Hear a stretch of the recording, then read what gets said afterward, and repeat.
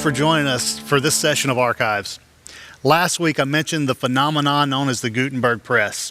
Today, Dr. Rusty Maisel will speak more in depth about the press and how important it was to spreading the gospel throughout Europe.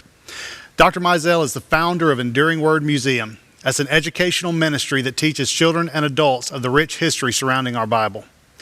Dr. Maisel has been recognized as an authority on the history of manuscript traditions and early printing. His decades of practical research has led him to design and build several full-size working replicas of the Gutenberg printing press. In fact, as you can see, he's brought one for us to see today. So let's join my friend Rusty as he teaches us more about the Gutenberg Press. Welcome.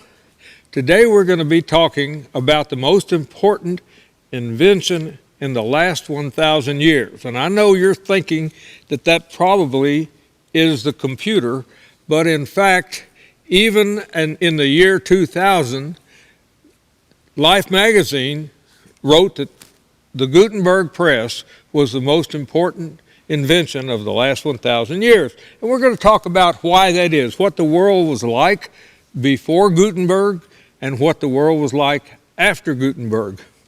Johann Gutenberg did not invent printing. He didn't invent the type, he didn't invent the ink, he didn't invent the paper, and he didn't invent the printing press. So why is he given credit for being the inventor of printing, the most important invention of the last 1,000 years? Well, before printing, if you wanted any writing, you had to write it yourself. Well, what is writing? How important was writing? Writing is how you take knowledge, information, and share it with another person that's not where you are. Prior to writing, people could only communicate vocally. But once writing began, now we had information could be shared between individuals and cities and all around the world. But somebody had to be able to read it after it was written by somebody that could read and write. And you know how important reading and writing is today? If you can read and write, well, you can make a lot more money than if you can't. Think about that. Well, it was even more important back in the ancient world. A scribe made equal income with an attorney. Scribes were more important. Attorneys could usually read and write, but they couldn't write well enough that people could read it after they'd written it. So they hired scribes who could write very well to write out information that they wanted to transfer. I'm going to hold up a sheet of writing here.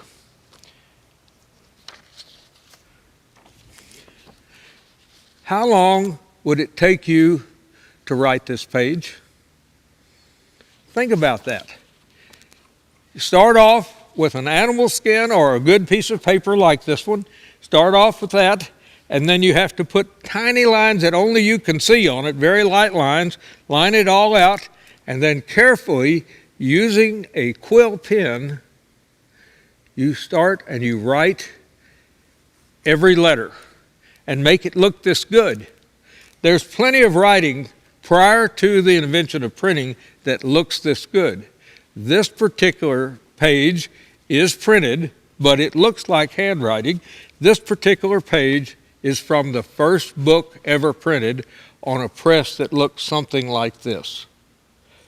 This is a page, an actual printed page from the first book ever printed, the Gutenberg Bible. And we'll talk more about that in just a little bit.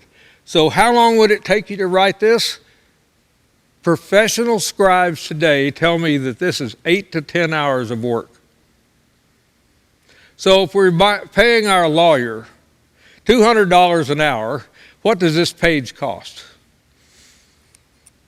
That's expensive, isn't it? This comes from a Bible with 1,432 pages. 1,432 pages. What would it cost to handwrite that book back in those days? Wow. It would take more than a year, usually more than 2 years, to write a book this size. So you see, scribes, the people that could read it, that could write this well, were some of the wealthiest people in society. They were the friends of kings and of generals. Does a king need a good scribe to get information out? Does a general need a scribe to get his information out to all the troops? That's how important this was. But the average person had none chance, not one chance, to have a book and learn to read and write.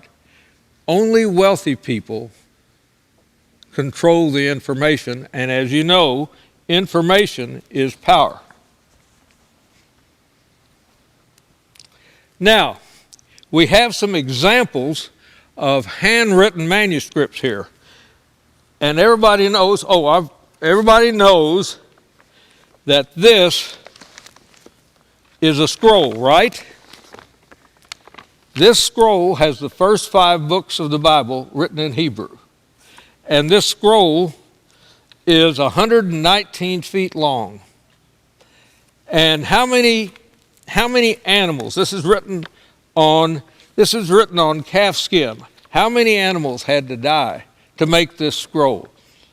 Quite a few. I've never counted the number of skins in this scroll, but this is the Torah, the first 5 books of the Bible, written in Hebrew and written on calf skin. Okay, so this is the way most writing was done. And then the Christian era came in, and a new invention was done. The Codex. What's the difference between a codex and a scroll? That's a scroll, this is a book. If it's a handwritten book, that's a codex. I'm going to open this book up now. And you see, this was handwritten. This is also written in Hebrew. This is 7 books of the Old Testament written in, these are middle books, these are the little books.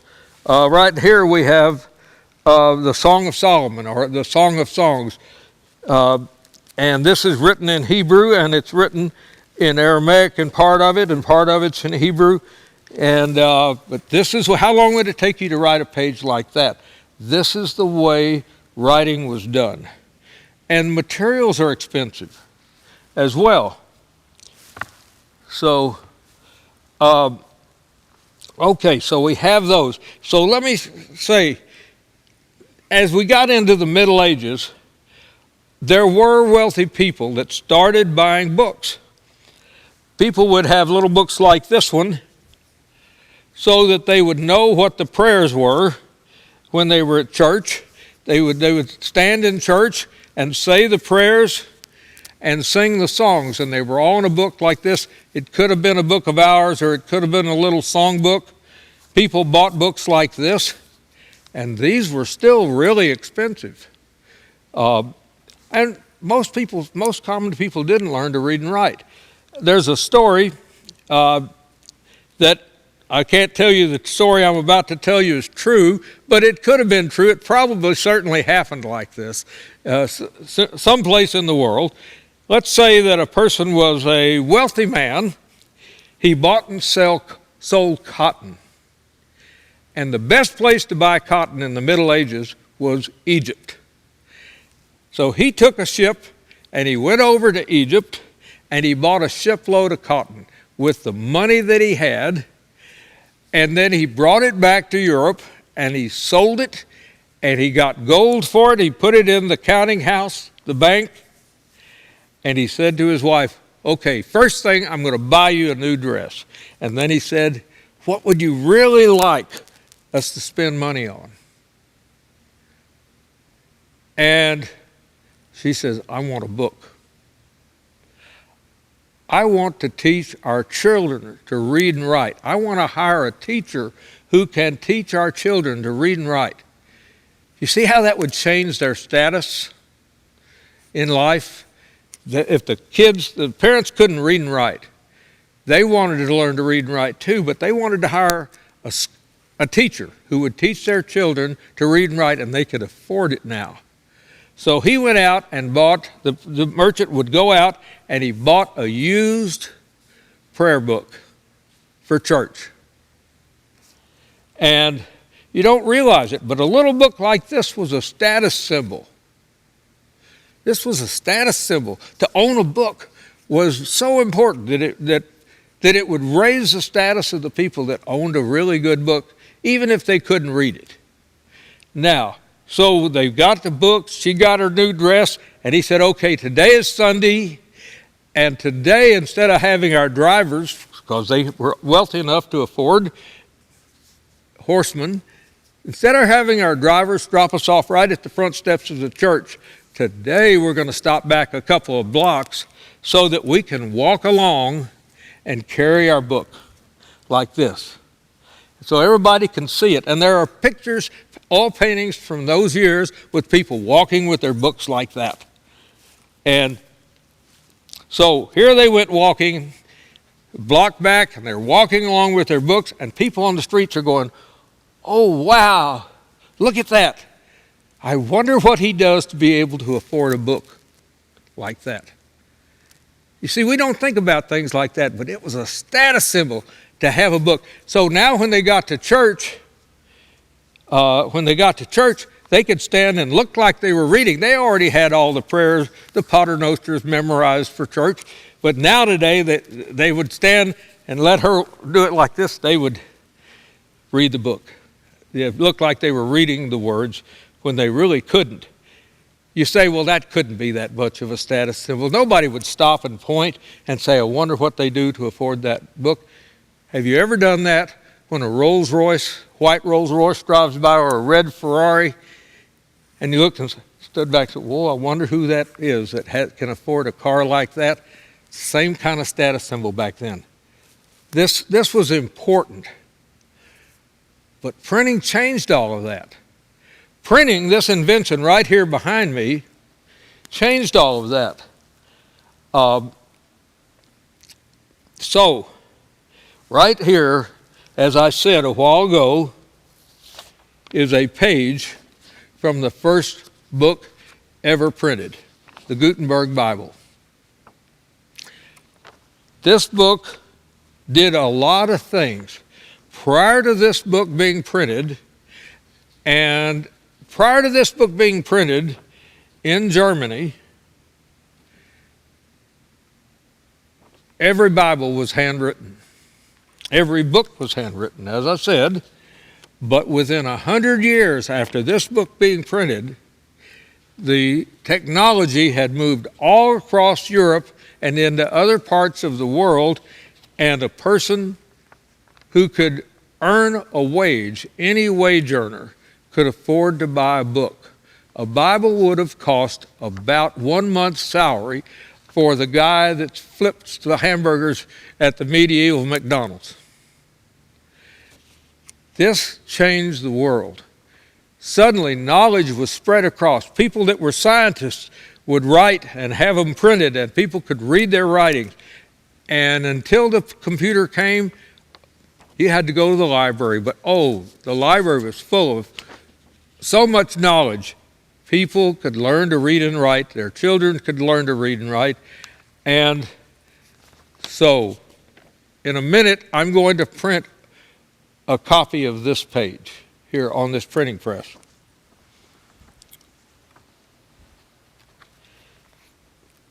Now, this press is a modern press. It's not even finished yet. It looks old, but it prints pretty well, and we're going to print on it in just a minute. Let me talk about some of the parts and the way it works. But before I get all inky, and I already have got a little ink on me, I'm going to put on an apron. I'm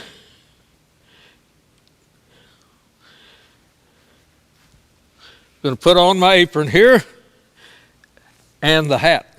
You can't print without a hat. Prints never come out if you print without your hat. You know that. That's what was wrong with the ones we did before we set up today. I wasn't wearing my hat. Well, I will be now, and we'll get a good print or two. Okay. So this printing press is just a big screw. See this big tall screw here? This is really a wine press that has been modified to do printing. And when you bring the bar this way, this part's called the bar. That's called the screw. Everything has a name. This is the platen. Everything has a name, of course. Everything in the world has a name. We name everything. Okay, so what we've got here is typesetting. And typesetting is one of Gutenberg's, he perfected the way to make type for that time. He made the best type that had been made up to that time. It had been tried in Korea and China and Japan in the Orient. It had been tried in Strasbourg before, but none of those worked out for various reasons. Gutenberg came up with a way to make the type that works, and the type is little metal bumps shaped like letters. And they're in this press and in Gutenberg's press and many presses after that, the bumps are facing up. And you put ink on top of them, and then you put the paper on top of that. And then to make the ink stick, you have to put it under a couple of 1,000 pounds per square inch of pressure. So we're going to put ink onto the type. We have our type here, and it's in this sliding device we call the coffin. And we're going to now put ink on the type. We're going to put paper on the type, and we're going to then put it under 2,000 pounds per square inch of pressure. And we'll get a good print. So, let me see if there's anything else we need. Okay, we've got it. We're going to ink up, and I use the way I put the ink onto the type is I put this really sticky, ugly ink onto these pads that we call ink balls. And you smooth the ink on this, and that's how you get it to stick onto the type. So now I'm going to come over here to my type, and I'm going to roll the ink on.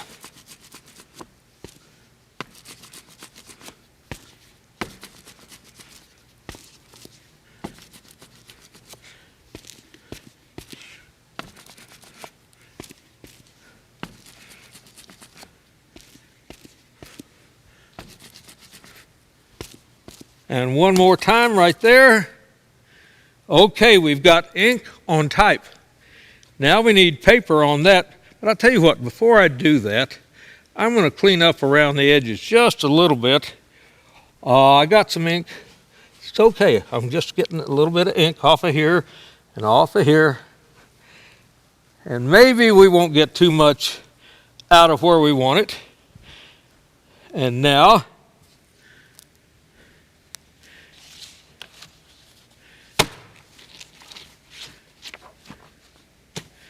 I have paper, clean white paper. This could be animal skins, but we're using paper here now.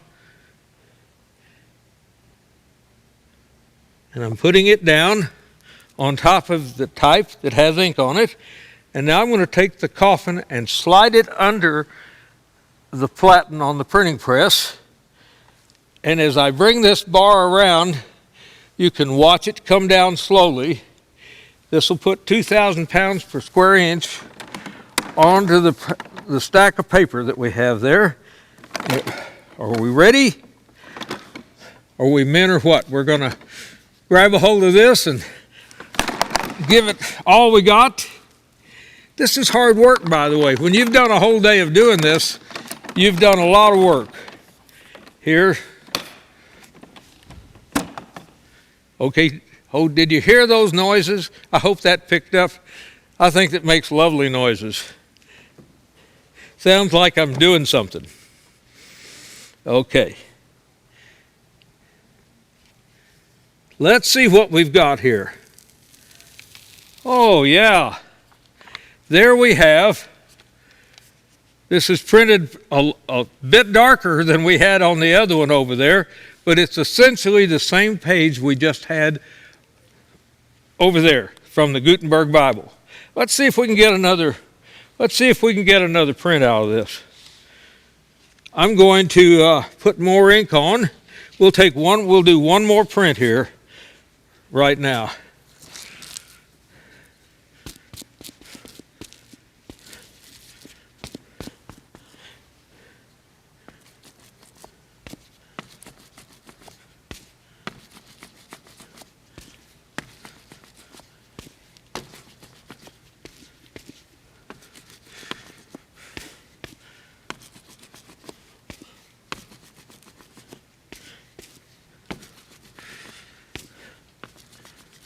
Okay, we've got ink on our type.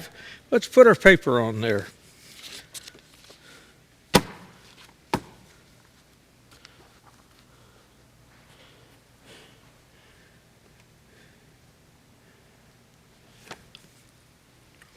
Push the coffin under the press.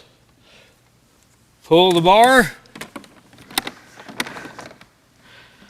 Put our shoulders into it. Okay, pull this out.